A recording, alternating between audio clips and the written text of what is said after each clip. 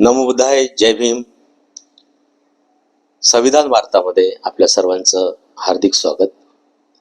आज आपण आलेलो आहेत सर्वोदय महाबुद्ध विहार, टिळक नगर, चेंबूर या ठिकाणी. आज आपल्या सोबत आहेत पूज्य भदंत डॉक्टर राहुल बोधीजी, महातेरो, विपश्यनाचार्य, PhD. आपल्या सर्वांनाच माहिती आहे ऑल इंडिया भिक्खू संघाचे ते अध्यक्ष आहेत. त्याच सोबत युनायटेड बुद्धिस्ट मिशन हे सुद्धा त्यांचे सुद्धा संस्थापक अध्यक्ष आहे. त्यांचा 75वा वाढदिवस म्हणजेच अमृत महोत्सवी वाढदिवस या 1 मार्चला हो घातलेला आहे. त्या निमित्तानं संविधान वार्ताशी ते आज चर्चा करणार आहेत. आपण संविधान वार्ताच्या माध्यमातून त्यांचं सर्वप्रथम हार्दिक स्वागत करूया आणि आपल्या ह्या 75व्या वाढदिवसाच्या निमित्तानं आज आपल्याशी आम्ही सविस्तर चर्चा करणार आहोत. सर्वप्रथम आपण आपल्या बालपणापासनं तर आतापर्यंतचा संपूर्ण प्रवास आपण घेणार आहोत.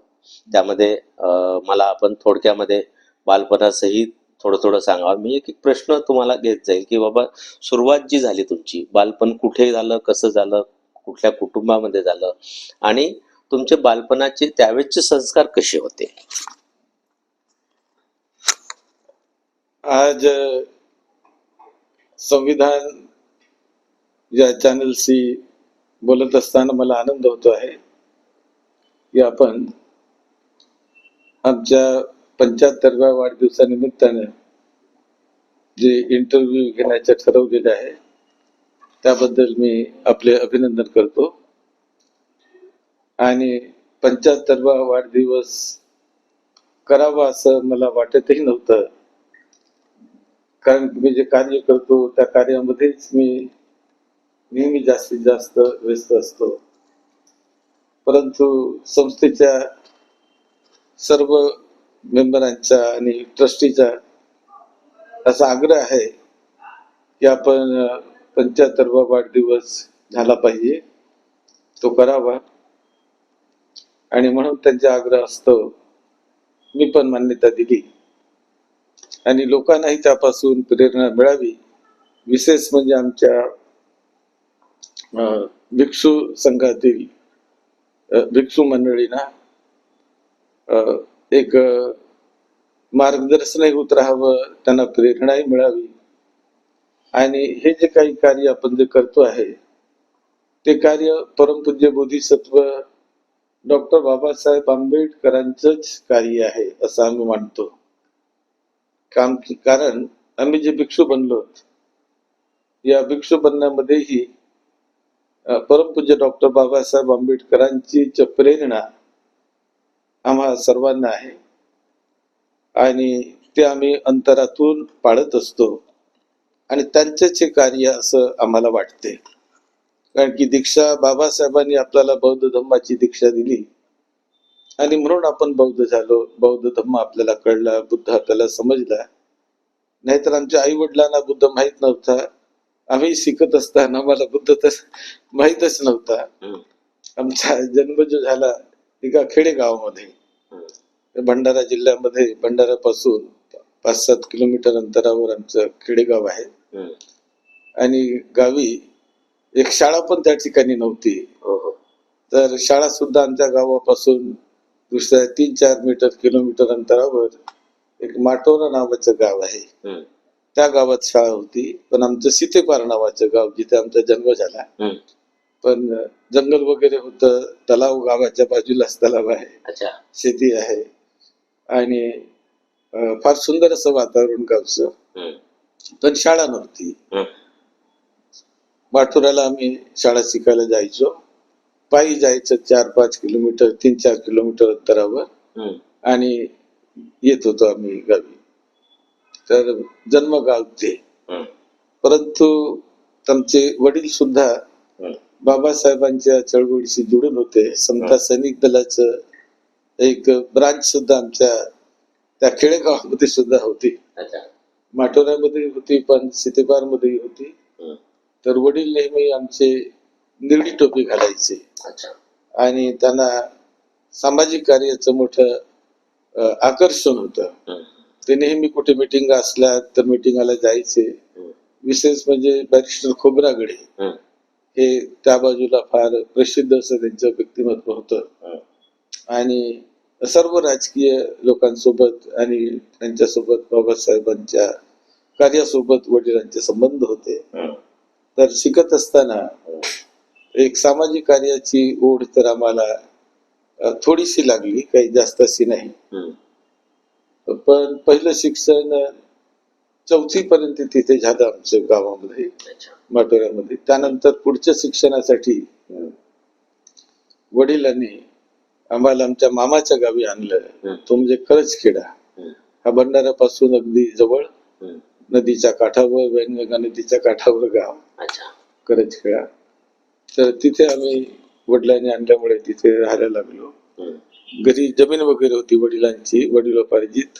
हम्म. आणि आंब्याची झाडं होती, भाताची जमीन होती, त्यानंतर ज्वारी वगैरे, गहू वगैरे येणारी अशी जमीन होती. हम्म. थोडीशी. आणि त्यावर वडील सर्व काही सांभाळत असत. करजखेडेला आल्यानंतर जमीन वगैरे वडिलांनी ते नंतर विकून टाकली. हम्म. ते घर होतं तेही विकलं शिक्षणासाठी, हम्म. की ज्याला मुलांना एक चांगलं शिक्षण लाभावं म्हणून. हम्म. आणि मग कारंजाला मी एखाद वर्ष कारंजाला शिकलो प्रकाश विद्यालयामध्ये. हम्म. त्यानंतर मग भंडाऱ्याच्या प्रकाश विद्यालयामध्ये, जो जिल्ह्याचं स्थळ आहे, हम्म. कारंजापेक्षा फार सुंदर आहे. हम्म. त्यामुळे मग तिथे ऍडमिशन घेतली. तिथे मॅट्रिक वगैरे मी झालं. हम्म. आणि अशी सुरुवात आमची काखेडी गावातून झाली. पण हे नंतर वडिलांनी शिक्षणासाठी हम्म. कामठीला आम्ही गेलो. नागपूर कामठी. हम्म. तिथे आमची मोठी बहीण राहायची, मोठ्या वडिलांची मुलगी. हम्म. आणि त्यांच्या त्या रिश्त्याने संबंधाने हम्म. कामठीमध्ये आई वडील वगैरे गेले. हम्म. आणि तिथे जाऊन मग आम्ही भाड्याने वगैरे घर घेऊन वडील वगैरे राहायला लागले. 11वी-12वी तिथेच केली. आणि 11वी मी तिथे केली, 11वी 12वी म्हणा. हम्म. आणि त्यानंतर मग मी नागपूरला मी आलो. अच्छा. दीक्षाभूमी नागपूर. हा. तर तिथे डॉक्टर भदंत आनंद कौशल्यांजी हम्म. हे फार विश्वविख्यात मोठे धम्मगुरू. हम्म. आणि तिथे आम्ही नागपूरला राहत असताना हम्म. त्यांच्याशी आमचा संपर्क आला. आणि तिथे बुद्ध धम्म आम्हाला थोडा समजायला लागला. जे 11वी-12वीत असतात. 11वी 12वीत असताना. अच्छा. आणि त्यानंतर मग मी त्यांच्या संपर्कात येऊन हम्म. शिक्षणाची फार आवड, की पण शिकलं पाहिजे, मोठं झालं पाहिजे, शिकलं पाहिजे. हम्म. ती लहानपणापासून आवड राहिल्यामुळे हम्म. तिथे सगळ्या सोयी आम्हाला जास्त लागल्या. हम्म. आणि दीक्षाभूमीवरच मी नंतर राहायला लागलो. हो हो हो. आंबेडकर कॉलेज तिथे आहे, त्या कॉलेजमध्ये शिकायचं. आणि दीक्षाभूमीवर हा. आमचं वास्तव्य होतं. हम्म. 1-2 वर्ष मी कामठीला काढले. नंतर मग शेवटचे वर्ष मी आंबेडकर कॉलेज हम्म. दीक्षाभूमी नागपूरला काढलेत. हम्म. आणि तिथे आमचं वास्तव्य होतं. तर अशा पद्धतीने म्हणजे भिक्खू साईडला वळण्याचं कारण म्हणजे तुम्ही त्या दीक्षाभूमीवरतीच राहत होते हो, आणि तिथे शिकत होते बरोबर. आंबेडकर कॉलेजमध्ये. आणि त्यातल्या त्यात तुमचं जे आहे भदंत आनंद कौशल्य बरोबर यांच्याशी जे संपर्क झाला, तिथून तुमची ओढ, बरोबर. म्हणजे तुम्ही त्या साईडला म्हणजे हो. भिक्षू बनायच्या साईडला तुम्ही तिथून सुरुवात केली तुम्ही. हो. हा, पुढे सांगा. आणि मग भिक्षू बनल्यानंतर तरी फार मोठा आम्हाला आनंद वाटायला पण लागला. भिक्षू कोणत्या वर्षी बनलात तुम्ही? मी तसं 72ला दीक्षा घेतली, 1972ला. हा, म्हणजे त्यावेळेस वय काय होतं? वय जवळपास काय 21-22 वर्षाचं वय. अच्छा, म्हणजे जस्ट 12वी झालं होतं आणि तुम्ही कॉलेजला होता त्यावेळी मी बीकॉम शिकत होता. बीकॉम वगैरे. हं. आणि ती बीकॉमची डिग्री माझी तिथे झाली, नागपूरलाच झाली. हा. आणि त्यानंतर भिक्षू बनल्यानंतर मला मोठा आनंद वाटायला लागला, हम्म, हम्म, की बाबा हे फार मोठे काम करण्याची आपल्याला संधी मिळते. हम्म, आणि मग धम्म वाचल्यानंतर ग्रंथ मी बाबासाहेबांचा जो होता हम्म, तो नागपूरमध्ये असतानाही बऱ्याचशा ठिकाणी जाऊन मी ग्रंथाचं वाचन करायचो. हम्म, आणि लोकांना समजावून सांगायचो. हम्म, विशेष रूपाने पाचपावली वगैरे जो भाग आहे नागपूरचा, हम्म, तर तिथले जे उपासक उपासिका, तिथे एक बिड्याचा कारखाना आहे. हम्म, हम्म, तर त्या ठिकाणी ते लोक बिडा बांधायचे हम्म. आणि मी त्यांना ग्रंथ समजावून सांगायचे. अच्छा.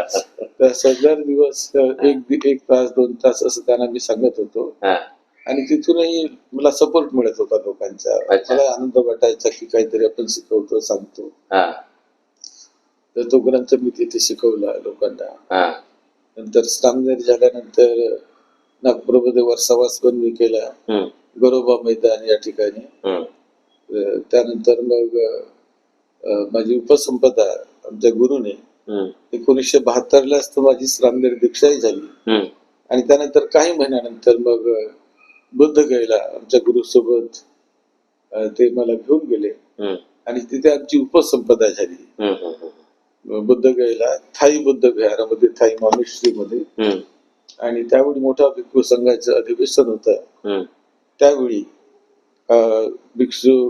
भिक्खू संघाचे संस्थापक म्हणून हम्म. डॉक्टर जगदीश काश्यप अच्छा. हे पण त्यावेळी होते. त्यांचा आशीर्वाद आम्हाला लाभला. हम्म, नंतर आनंद मित्र महास्तवीर, धम्मधर महास्तवीर, धम्मवीर्य महास्तवीर, हम्म, डॉक्टर भदन तांद कौशल्यांजी आमचे गुरुच. हम्म, तशा मोठ्या भिक्षूचं सानिध्य लाभल्यामुळे हम्म, वारंवार बरंचसं काही आपल्याला शिकायला मिळत होतं. हम्म, तर अशा पद्धतीने हम्म, भिक्षू जीवनाची सुरुवात माझी नागपूर पासूनच झाली. हम्म, आणि मग आमच्या गुरुनी आम्हाला 1973ला हम्म. श्रीलंकेला पाठवलं अच्छा. उच्च शिक्षण घेण्यासाठी, हो. भिक्खू ट्रेनिंग घेण्यासाठी म्हणून. हम्म, कारण की भारतामध्ये इतक्या त्यावेळी असं भिक्षू ट्रेनिंग सेंटरची कुठे व्यवस्था नव्हती. ओके. आणि ती श्रीलंकेला, आमचे गुरु सुद्धा श्रीलंकेला राहायचे. हम्म, तिथे ते प्रोफेसर म्हणून काम करत होते. हिंदी आणि संस्कृत भाषा शिकवत होते. हम्म, हम्म, श्रीलंकेच्या विद्यालंकार या मोठ्या विहारामध्ये ते त्यांचं वास्तव्य होतं. ओके. त्याचप्रमाणे राहुल संस्कृत्यांजी, हम्म, त्यांच्या प्रेरणेतून आमचे गुरु आनंद कौशल्यांजी भिक्षू बनले हम्म, आणि मोठं त्यांनी नाव कमवलं, फार मोठं साहित्य लिहिलं. हम्म, बाबासाहेबांच्या ग्रंथाचा त्यांनी अनुवादही केला. हम्म, अनेक पुस्तकं त्यांनी लिहिली आमच्या गुरुने. हम्म, की यदि बाबा न होते, हम्म, असं मोठं हिंदीमध्ये सुंदर पुस्तक लिहिलं. राम कहाणी राम की जबानी, हम्म. ते रामायणावर पुस्तक लिहिलं. क्या बात. त्यानंतर भगवत गीता का हम्म, बुद्धिवादी अध्ययन, हम्म. असं गीतेवर त्यांनी पुस्तक लिहिलं. वा, वा. त्यानंतर मनुस्मृती जलाई गई क्यों, हम्म, यावर त्यांनी पुस्तक लिहिलं. हम्म, आणि ते बाबासाहेबांच्या चळवळींचे फार समर्थक होते हम्म, आणि फार प्रभावित झाले होते. हम्म, ते म्हणायचे कि पहले तो हम भोजन जो करते थे, हम्म, हमें जो भोजन मिलता था हम्म, वो बौद्ध धर्म को मानने वाले नहीं थे, हम्म, लेकिन हमारा बड़ा आदर सम्मान करके हमें भोजन देते थे. हम्म, लेकिन आज जो हमें भोजन मिलता है वो बौद्ध धर्म लेने वाले लोगों से मिलता है. हम्म, बाबा साहब की वजह से लोगों ने बौद्ध धर्म लिया हम्म, और बुद्धिस्ट बने, बुद्धिस्ट उपासक बने, बुद्ध धर्म की पूजा करते हैं, वंदना करते हैं और भिक्षु संघ का सम्मान करते हैं. सम्मान तो हमारा पहले भी होता था, हम्म, लेकिन वो अन्य समाज के लोग, हमारा हिंदू समाज के लोग हमें मानते थे, सभी लोग हमें मानते थे, जैन लोग हमें मानते थे, हमें बुलाते थे और सब जगह मैं जाते रहता था. मला ना लेकिन बंतेजी थोडस मध्ये थांबवायचं वाटतं. हम्म, आता तुम्ही 21व्या वर्षी भिक्खू म्हणजे भिक्षुक झाले, साधना केली, हम्म. तर त्यावेळेस घरच्या लोकांनी कोणी तुम्हाला असं अडवलं नाही का की जनरली त्यावेळेस म्हणजे हा. तो वेळ फार वेगळा होता. प्रत्येकाला असं वाटायचं माझा पोरगा हे शिकला पाहिजे, ते शिकला पाहिजे, मोठे चांगले नोकरी करायला पाहिजे वगैरे वगैरे.